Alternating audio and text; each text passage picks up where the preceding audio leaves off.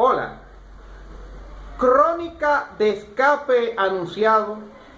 Se podría llamar este nuevo capítulo de la tragicomedia novelesca que ocurre en Venezuela, en donde Edmundo González decidió escapar, exiliarse hacia España. Y esta chercha, como dicen los dominicanos, esta tragicomedia empezó desde antes de Edmundo González ser señalado. Edmundo González llegó luego de que María Corina Machado, que era la candidata oficial, la inhabilitaran cuando participó en una primaria ganando el 90%.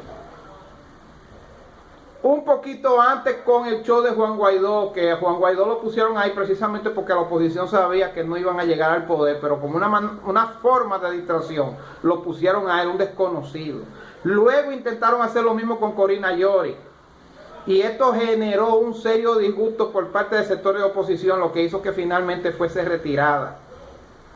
Luego pusieron a Manuel Rosales, pero Manuel Rosales finalmente declinó por Edmundo González, otro desconocido, un señor de 74 años de edad, diplomático que prestó servicio con Caldera y con Hugo Chávez.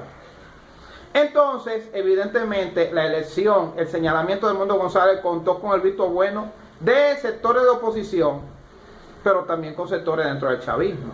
¿Pero por qué? Porque evidentemente Edmundo González es una persona manipulable, manejable, maleable, como se demostró antes, durante y después de las elecciones, donde María Corina era la que llevaba la voz cantante.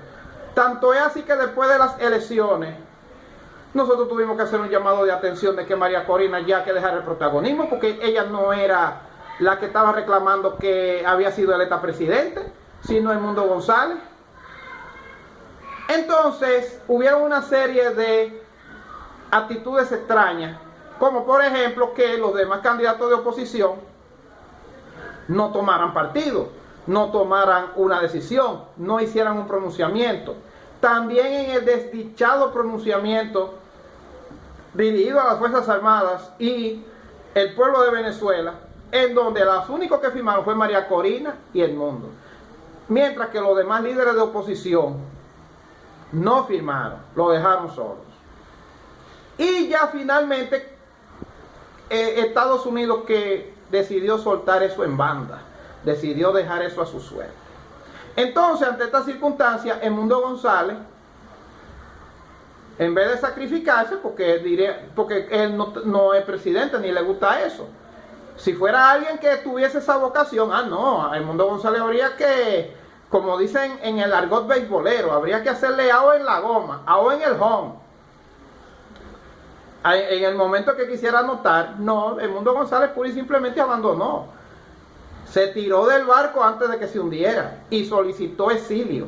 Tanto es así que estuvo durante un mes supuestamente resguardado, cuando en realidad estaba alojado en la embajada de Holanda, Países Bajos, negociando su exilio con Delcy La Fiera Rodríguez y su hermano Jorge Rodríguez, junto con Jorge Luis Rodríguez Zapatero, hasta que finalmente Pedro Sánchez lo catalogó de héroe y dijo que no lo iba a abandonar, como señal de que sí, te vamos a dar el exilio. Edmundo González supuestamente declinó, renunció, se fue, se exilió a cambio de que también libertaran a los demás disque presos políticos, es decir, las personas que ingenuamente salieron a protestar por los resultados. Pero hasta ahora eso no se ha dado, eso estaría por verse todavía. Luego, posteriormente, entonces, a todo esto se agregan una serie de otros factores, como por ejemplo que en caso de que Edmundo González llegue al exilio, ¿bajo qué condiciones sería? Sucede que, de acuerdo con el derecho internacional, cuando una persona solicita y se le otorga asilo, no solamente el Estado receptor tiene que darle todas las facilidades, tiene que buscar la manera de que pueda comer, que tenga un trabajo, que tenga un techo digno, tenga transporte, etc. Él y junto con toda su familia. También el exiliado se compromete a guardar silencio. O sea, no puede hacer ningún tipo de pronunciamiento, no puede hacer ningún tipo de maniobra política en contra del país de donde él salió corriendo. Ahora, modernamente se acepta lo contrario, en donde a ti te dan una especie de asilo político, en donde tú haces lo que se te dé la gana.